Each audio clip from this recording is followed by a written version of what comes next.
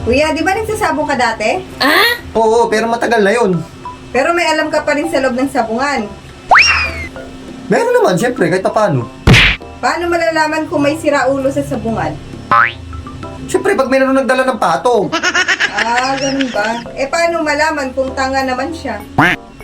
Pag nilaban niya yung pato. Ganun pala yun.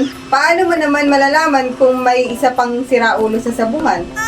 Natural, pag mayroong lumaban doon sa pato. Ano? Paano kung meron pang isang siraulo sa sabungan? Siyempre, kung pupustahan niya yung pato. Ganun pala yun. Oo. Paano malalaman naman kung may sindikato sa sabungan? Ha?